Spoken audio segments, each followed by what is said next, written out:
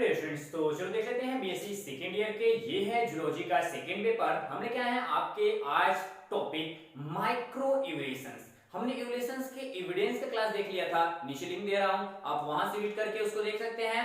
But आज की classes में ये 5 नंबर का छोटा सा प्यारा सा क्वेश्चन आता है, ठीक, कि माइक्रो इवोल्यूशन क्या है, शॉर्ट नोट्स लिखिए। तो इस शॉर्ट नोट्स के टॉपिक को कंप्लीट करते हैं आज, ठीक। तो सबसे पहले बात करते हैं शॉर्ट नोट्स हमारे माइक्रो इवोल्यूशंस। देखो माइक्रो इवोल्यूशंस का मतलब होता है कि इसको सूक्ष्म विकास कहते हैं। क्या कहते हैं? सूक्ष्म विकास। सूक्ष्म विकास का मतलब होगा कि कम समय में जो विकास हो रहा है उस विकास को हम कैसे देखें अपने एनवायरनमेंट में, अपने इस भौगोलिक दशाओं के अंदर, ठीक। तो उसके लिए हमको सबसे पहले क्या जानना होगा कि जो जैव विकास होता है क्या होता है, जो इवोल्यूशंस होते हैं, क्या होते हैं? इवोल्यूशंस होते हैं। इवोल्यूशंस के प्रारंभिक जो कार्य होते थे, पहले जो प्रारंभिक उनका कार्य होता है, इनिशियल स्टेज होता है।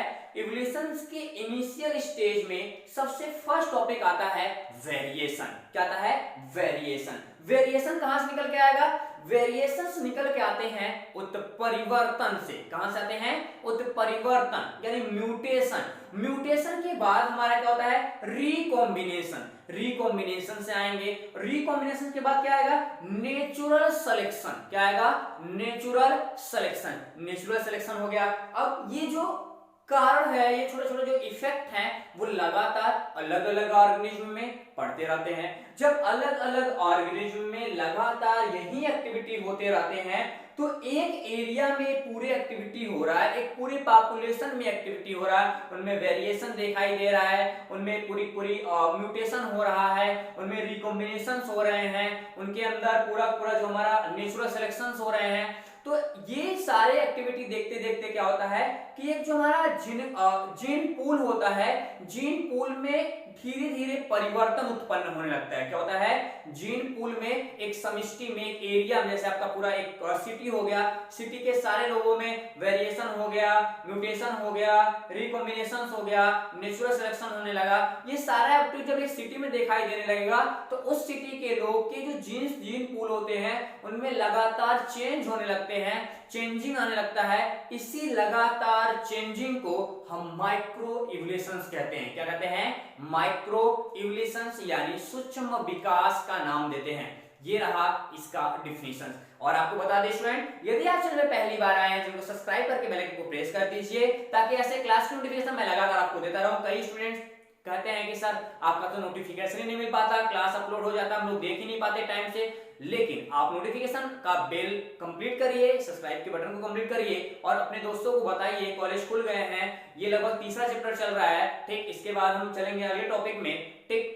तो यहाँ से लैमार्क एंड डार्विन देखेंगे, फिर चलेंगे हम अपने एम्ब्रियोनिक डेवलपमेंट में, ठीक। लेकिन आपको बता दो इसके नोट्स चाहिए, बाकी मेरे सपोर्ट चाहिए एकदम मिनिमम प्राइस रेंज में। इसमें 50% ऑफ चल रहा है हमारे कोर्सेज। लगभग आपको पूरा जूलॉजी सेकेंड ईयर का एकदम 1000 रुपए में पूरा 1 साल के लिए दिया जा रहा है और एक पेपर 399 में। 399 बीएससी के लिए काफी कम स्टूडेंट है, एक दिन का 1 रुपए एक टीचर ले रहा है। तो आपसे क्या ले रहा है? पूरा नोट्स देगा, पूरा सपोर्ट देता है। तो मेरी पूरी टीम तैयार है, विजिट करिए, नीचे लिंक दे रहा हूं वीआर क्लासेस एप्लीकेशंस का।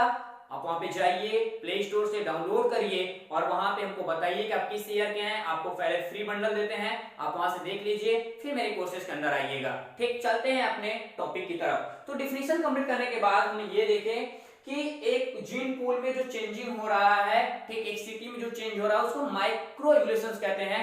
ऐसे ऐसे ही माइक्रो इवोल्यूशन होते होते अलग अलग सिटी में अलग अलग माइक्रो इवोल्यूशंस हो रहे हैं। जब अलग अलग सिटी में अलग अलग माइक्रो इवोल्यूशंस हो रहे हैं, एक ऐसा समय आता है कि पूरे कल्चर, पूरा जो कल्चर होता है हमारे देश का, हमारे स्टेट का, वो पूरा चेंज होने लगता है। तो वहां पे देखा जाता है कि ये इवोल्यूशन हो रहा है। माइक्रो इवोल्यूशन छोटे लेवल पे, इवोल्यूशन बड़े लेवल पे। अब इसी जगह पॉइंट्स ये देखा जाता है स्टूडेंट्स कि किसी जो इसमें देखा क्या जाता है कि माइक्रो इवोल्यूशंस के अंदर जो हमारे ऑर्गेनिज्म होते हैं, ऑर्गेनिज्म की जो पूरी पूरी एक फन्ना होती है, क्या होती है? ऑर्गेनिज्म की एक फन्ना होती है, प्राणी जात होती है, उनकी जो जीन पूल होते हैं वो पीढ़ी दर पीढ़ी, मतलब जनरेशन टू जनरेशन जो जीन्स होते हैं उनका आवृत्ति हो ही नहीं पाता। क्या होता है, उनका आवृत्ति नहीं हो पाता। उनके आवृत्ति मतलब जो भी हमारा फ्लो हो रहा है, जैसे एक मेरे पास ये सेक्शन हो गया, ए है पर्सन, कोई पर्सन बी है, ये मेरा जनरेशन F1 है, ये मेरे पास F2 है, ठीक। यहां से यहां जो जीन आया, ध्यान देना, यहां से यहां जो जीन आया, इस जीन में लगातार पूरी पूरी जो 100% मटेरियल था, जो इसमें एसएमएस थे, मतलब मैसेजेस भरे थे, वो पूरा पूरा 100% मैसेज इसमें नहीं आया। कुछ ज्यादातर मैसेजेस थे वो ट्रांसफर हो गए, उनमें परिवर्तन हो गया, ठीक। कुछ बाहर से मैसेजेस इनरोल हो गए, ठीक। ये जो बाहर से, मान लो इसमें 20% मैसेज बाहर के आए,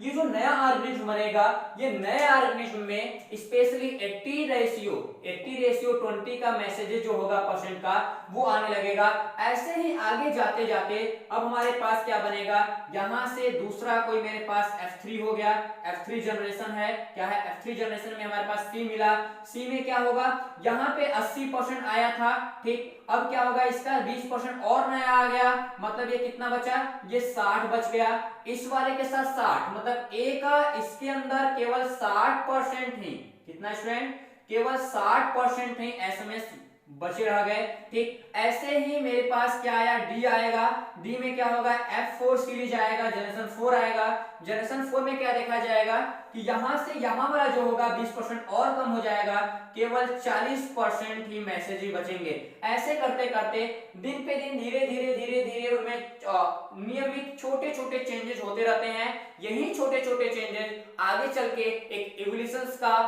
फॉर्मेट बना लेते हैं। इसी छोटे चेंजेस को हम माइक्रो इवोल्यूशंस के अंतर्गत देखते हैं। अलग अलग वैज्ञानिकों ने इसके लिए अलग अलग एग्जांपल में दिए। एग्जांपल में सबसे नंबर फर्स्ट एग्जांपल दिया गया था जीन पूल में, कि जीन पूल में जो म्यूटेशन होता है उसका नंबर फर्स्ट डार्विन का जो फिंच का नियम था, क्या था, डार्विन की फिंजों के चोंच के कारण, मतलब जो चोंच थे, फिंजों के जो चोंच थे वो काफी चेंज होने लगे। डार्विन ने बताया ये म्यूटेशन से हुआ था। और बताएं, औद्योगिक जो हमारा अतिकृष्णा के कारण जो हमारे पहाड़े होती हैं, बड़े बड़े चट्टाने होती हैं, देखो कि औद्योगिकरण, काफी फैक्ट्रियां लग गई हैं, केमिकल ज्यादा प्रोड्यूस हो रहा है। जब बाहर केमिकल ज्यादा लगेगा तो आप देखो कि धीरे धीरे पूरा जो हमारा इलाका है, एरिया है, उसके पहाड़ के पत्थरे हैं, उनके रंग फीका होने लग रहे हैं, ठीक, पर्वतों के रंग बदल जा रहे हैं। अभी आप लोग कुछ देखे थे मथुरा का जो तेल कारखाना है, इसकी वजह से जो हमारा आगरा का हमारा जो किला है, ताजमहल की बात करें हम, ताजमहल स्पेशली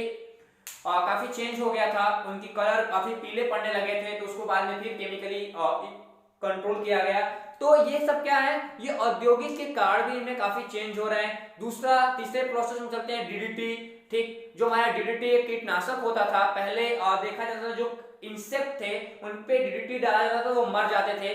बट जो डीडीटी आने वाले इंसेक्ट के लिए वो रेजिस्टेंस का रूप में काम करने लगा, कि मतलब कीटों में जो इंसेक्ट थे उनमें सहने की क्षमता काफी ज्यादा आ गई। वो सहने की क्षमता डीडीटी को पर्याप्त अपने अंदर जुटा पाए थे। वो क्यों जुटा पाए थे, वो जुटा इसलिए पाए ताकि वो उनके अंदर जो पाए जाने वाले जीन्स हैं उनके फैमिली से, उनके पहले जनरेशन से मिलता गया, और उनमें नए नए जीन और सीक्वेंस बनते गए। जेनेटिक सीक्वेंस की वजह से वो अपने आप को स्टेबल कर पाए डीडीटी के कंट्रोल से, ठीक। अब देखो, जब डीडीटी का कंट्रोल खत्म होता है तो ऐसा देखा जाता है कि आनुवंशिक को स्पष्ट, मतलब जो हमारा जेनेटिक को ड्राफ्ट होता है, क्या होता है, जेनेटिक ड्राफ्ट होता है। जेनेटिक ड्राफ्ट एंड म्यूटेशंस को सही तरीके से देखा जाए, या फिर कह सकते हो जेनेटिक ड्राफ्ट एंड और नेचुरल सिलेक्शन को सही तरीके से देखा जाए, तो माना जाता है कि जो वो देखो मैंगोलिक होते हैं, मैंगोलिक में ये सर का पूरा ढांचा होता है, वो चेंज होता है,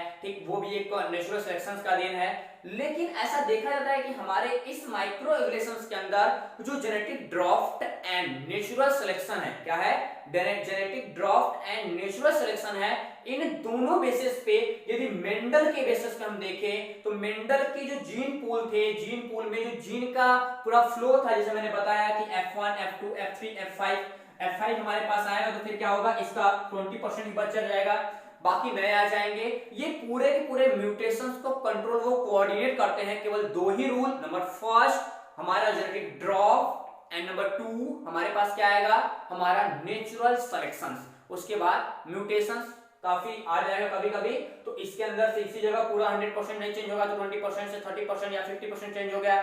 डिमनिक सीक्वेंस तब भी इसके अंदर काफी चेंजिंग देखने के लिए मिल जाएगा। अब ये देखा जाता है कि आखिरकार माइक्रो इवोल्यूशंस के जो पूरा पूरा टेक्निक है, मैकेनिज्म्स हैं, उनको कैसे देखें। तो मैकेनिज्म्स में स्पेशली देखा जाता है कि मैकेनिज्म ऑफ माइक्रो इवोल्यूशंस में हम 5 थ्योरी को काफी तरीके से देखते हैं। नंबर फर्स्ट देखते हैं यहाँ पे म्यूटेशंस। म्यूटेशंस की जब स्टूडेंट बात करते हैं तो म्यूटेशंस में ये देखा जाता है कि म्यूटेशन किसी भी जेनेटिक सीक्वेंस में होने वाला इमीडिएटली चेंज होता है। क्या होता है? म्यूटेशन किसी भी ऑर्गेनिज्म के जेनेटिक सीक्वेंस में होने वाला, जेनेटिक मैपिंग में होने वाला अचानक परिवर्तन होता है। इसी अचानक परिवर्तन से जेनेटिक सीक्वेंस बदल जाते हैं, जिससे हमें एक डिफरेंट टाइप के नए ऑर्गेनिज्म का फॉर्मेशन होता है, जो एक माइक्रो इवोल्यूशंस को कंट्रोल करता है या माइक्रो इवोल्यूशंस को रिप्रेजेंट करता है। वही बात करेंगे दूसरे नंबर पे हमारे पास होता है नेचुरल सिलेक्शन। नेचुरल सिलेक्शन की बात करते हैं तो इसमें देखा जाता है कि जो इसको और डार्विन ने इसको प्रपोज करते हुए बताया था कि ऊपर वाला ह्यूगो डी व्रीज बताएंगे, नीचे वाला नेचुरल सिलेक्शन को डार्विन ने बताया था कि जैसे जैसे हम अपने एनवायरनमेंट में रहते हैं, एनवायरनमेंट में रहने के साथ साथ हमारे जो उच्च क्वालिटी वाले, हाईएस्ट क्वालिटी वाले जो सिम्टम्स होते हैं वो धीरे धीरे बढ़ने लगते हैं, और जो लोअर क्वालिटी वाले सिम्टम्स होते हैं वो धीरे धीरे खत्म होने लगते हैं। और ऐसा समय आता है कि एक समय हमारे एरिया में, हमारे क्षेत्र में, हमारे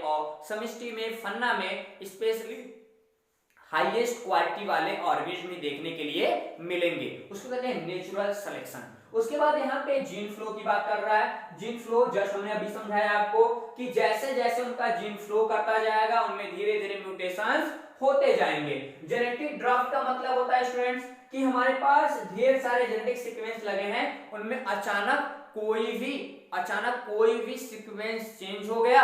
चेंज होने के बाद उनकी पूरी जो थ्योरी थी वो अलग हो गई, उसके ये भी हो गया। और धीरे धीरे ऐसा माना जाता है कि जो हमारे ऑर्गेनिज्म होते हैं, ऑर्गेनिज्म में जो खराब एसएमएसएस होते हैं, जो हमने उसको याद किया, छोड़ दिया, काफी समय तक उसको रहने दिया, वैसे कोई मतलब नहीं है, हमने फिर नया पढ़ने लगा, तो बाकी जो पुरानी चीजें होती हैं धीरे धीरे हमारे बॉडी में कह सकते हो कि यूजलेस होती हैं, उनके वैसे यूजलेस सिम्टम्स हमारे बॉडी से हटते जाते हैं और अच्छे वाले ठीक स्ट्रॉन्ग सिम्टम्स धीरे धीरे उभरते जाते हैं। ये पूरा जेनेटिक ड्रॉप में आपको दिखाई देगा। उसके बाद नंबर 5 हमारे पास आता है। नंबर 5 में कहता है नॉन रेंडमिंग मीटिंग कहता है स्वच्छांद, इसको स्वच्छांद थ्योरी कहते हैं। देखो स्वच्छांद थ्योरी में ये देखा जाता है स्टूडेंट कि मान लो एक कल्चर का कोई भी ह्यूमन है दूसरे कल्चर में जाके अपनी शादी करता है, शादी करने के साथ साथ वहां पे शादी कर लिया। अब क्या हुआ कि इनके पूरे जो सिम्टम्स थे दूसरे के सिम्टम्स, मतलब इनके स्पर्म्स या ओवा उनके स्पर्म्स या ओवा से जब आपस में कनेक्ट होंगे, उनके जो स्पेशली जेनेटिक्स ऑर्डर मिलेंगे, जेनेटिक सिम्टम्स मिलेंगे, उससे क्रिएट होने वाला जो तीसरा बंदा होगा वो काफी स्पेशल होगा। वो दोनों का कहीं ना कहीं दोनों के सिम्टम्स को रिप्रेजेंट करेगा, दोनों के जेनेटिक सीक्वेंस को रिप्रेजेंट करेगा। तो ऐसा माना जाएगा जो तीसरा बंदा होगा, जो तीसरा पर्सन होगा वो काफी ज्यादा डेवलप होगा इन दोनों से, मतलब वो जस्ट लाइक हाइब्रिड कर सकते हो।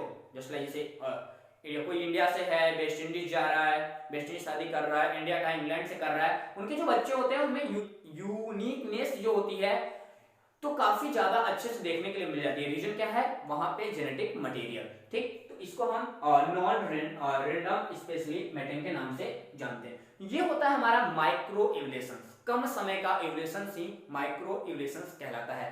तो अगले में मिलते हैं लेके आपके लिए एक बेहतर क्लास जिसमें हम पढ़ेंगे लैमार्कवाद, कि लैमार्कवाद क्या होते हैं, क्या कहते हैं लैमार्कवाद। और यदि आपके क्लासेस छूट गए हैं तो जाइए, प्लेलिस्ट मैंने बना दिया आपके कहने पे, तो पूरे वीडियो प्लेलिस्ट में लगा दिए गए हैं, आप बारी बारी से पूरे वीडियो देखते रहिए।